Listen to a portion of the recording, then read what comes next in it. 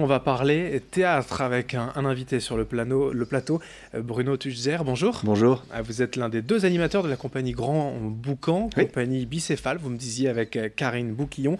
Vous avez créé cette compagnie de théâtre en 2013. Certains vous connaissent peut-être par le cinéma, le théâtre dans la région, d'autres par la télévision. Vous Oui. avez été longuement candidat avec Jean-Luc Reichmann à l'émission donc, du midi, les 12 coups de midi. Aujourd'hui, on va parler donc de théâtre. D'abord, la compagnie, le Grand Boucan, vous l'avez créée en 2013. C'est quoi votre ambition de départ ? Notre ambition, c'est de proposer un théâtre qui soit intelligent, ambitieux, bien écrit et qui soit accessible à tous. Les gens peuvent avoir parfois le sentiment que le théâtre est d'un accès difficile. Moi, je dis toujours, on doit pouvoir venir au théâtre avec sa tante, avec son beau-frère, avec des gens qui n'y sont jamais allés, avec des gens qui y sont allés tous les soirs de leur vie et que tout le monde prenne le même plaisir. L'idée, c'est de contrer cette idée reçue de dire que le théâtre, c'est un peu trop intellectuel. Oui, parce que c'est une idée reçue. Parfois, c'est vrai. D'ailleurs, intellectuel, c'est pas nécessairement péjoratif, pas du tout même. Mais on a parfois une peur d'y aller. Ça sera trop difficile. Je vais pas tout comprendre. Nous, on veut un théâtre de très grande qualité, très exigeant sur le choix des textes. On s'intéresse beaucoup aux auteurs d'aujourd'hui, mais tout le monde doit pouvoir venir et y assister avec le même plaisir. Pourquoi ce nom, rapidement, Grand Boucan ? Grand Boucan, pour moi, ça évoque des rituels de pirates ou des rituels des Antilles, des fêtes sur la plage où on mange de la viande boucanée, du grand barbecue sur la plage où tout le monde se retrouve. Alors, on va parler de ces différents spectacles, puisqu'il y en a plusieurs dans cette compagnie. Vous le disiez, il y a un peu toutes sortes. L'idée, c'est d'avoir des spectacles de qualité.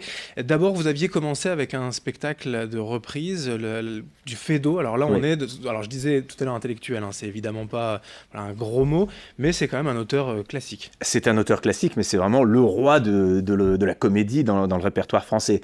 Cette pièce, le système Ribadier, qu'on a joué en 2013, 2014, 2015, maintenant qui tourne plus, c'est une pièce très particulière dans le répertoire de Feydeau parce qu'elle s'intéresse à l'inconscient, elle s'intéresse à l'emprise mentale, c'est sur l'hypnose qui était très à la mode à l'époque où Feydeau l'a écrite. D'autres pièces aussi que vous jouez aujourd'hui, ce sont des auteurs contemporains, des auteurs vivants, uniquement des auteurs vivants.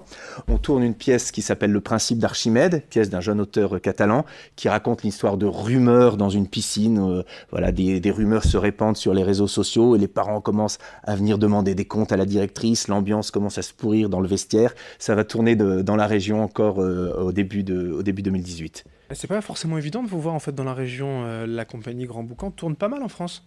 On tourne à l'extérieur des Hauts-de-France, mais quand même essentiellement sur la région. Cette année, toutes nos dates sont sur le site grandboucan.org, le site de la compagnie, et il y en aura forcément une près de chez vous. Pas beaucoup d'écriture personnelle, peut-être pas encore, des pièces que vous avez vous-même écrites ? Alors, il y a une pièce qui a été écrite par Karine Bouquillon et moi-même, mais elle se base sur des témoignages de femmes, ça s'appelle Les Pionnières. C'est une pièce qui tourne dans le milieu universitaire, dans des colloques, dans des rencontres sur l'égalité et la mixité, et ça part de témoignages de femmes qui sont la seule femme là où elle travaille, ou en tout cas dans des milieux très peu mixtes. Et puis, il y a aussi beaucoup d'adaptations de romans. Actuellement, on travaille la toute prochaine création, ce sera le 27 janvier à Carvin. Ça s'appelle « À ceux qui nous ont offensés » et c'est adapté d'un roman pour lequel j'ai eu un véritable coup de foudre qui s'appelle « Le collège de Buchy » de Jérémy Lefebvre. Et là, vous avez fait l'adaptation vous-même. C'est vraiment juste un coup de cœur sur un roman. Ah oui, c'est même plus un coup de cœur, c'est un coup de poing. J'ai découvert le roman un peu par hasard. J'avais lu une bonne critique dans un journal. Je l'avais acheté, j'étais parti en tournée avec le roman dans mes bagages. Je le commence le soir à l'hôtel, j'en ai pas dormi de la nuit, j'en avais les mains qui tremblaient d'exaltation. Le collège de Buchy raconte tout simplement le témoignage d'un homme qui a mon âge et qui se souvient de son année de 6e qu'il a passé entièrement sous les coups, sous les insultes et sous les crachats à jet continu. Et tout ça lui revient, tout ça lui remonte dans une nuit de haine où il va passer toute la nuit à rechercher les noms de ses anciens camarades sur Internet pour fantasmer une vengeance. Il ne passera pas à l'acte, évidemment. Ce sera donc à Carvin le 27 janvier prochain, dans un mois et demi. Vous jouerez également à Iceberg. Alors là, on est dans la région. On n'est pas dans les plus grandes villes, dans les plus grandes salles. C'est vraiment aussi quand même l'idée d'aller donner matière à tous de voir du théâtre. Oui, on a la chance dans le Nord, dans le Pas-de-Calais, également dans le sud de la région Hauts-de-France, d'avoir un réseau culturel qui est très dense, qui est animé par des gens qui sont vraiment formidables, d'énergie, qui cherchent à organiser des tas de rencontres avec le public. Je me rends compte quand je suis en tournée à l'extérieur de la région, il n'y a peut-être pas autant pas à ce niveau-là de densité et de maillage culturel sur un territoire. Moi, en simple téléspectateur ou auditeur de radio, quand j'entends parler de théâtre, peut-être à tort, mais j'entends parler de ces pièces jouées par des stars dans des grands théâtres parisiens qui restent 2 mois à l'affiche à Paris. Difficile donc d'aller voir, et puis après qui passe une soirée ou 2, donc difficile parfois aussi pour les Lillois, même Boulonnais, Dunkerquois, des gens de la région, de se libérer. On a l'impression parfois à tort peut-être que le théâtre est trop parisien, non? Qu'est-ce que vous en pensez? En tout cas, le théâtre parisien, c'est vrai, après la saison suivante, part en tournée, souvent sur une seule date, mais surtout très très cher, bien souvent. Le prix des places dépasse les 30, les 40 euros.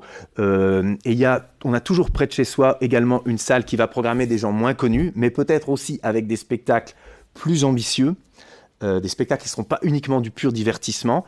Et voilà, il faut savoir être un peu curieux. Il y a toujours près de chez soi une salle de théâtre qui va vous accueillir. Ouais, il faut aussi parfois quand même un peu aller faire l'effort. Il n'y a pas que dans les grands spectacles, grandes pièces où il y a de la matière à se divertir. Vous en êtes l'exemple, il y en a d'autres? Oui, il y a des salles partout. Il y a énormément de compagnies qui font un boulot de grande qualité dans le Nord et dans le Pas-de-Calais.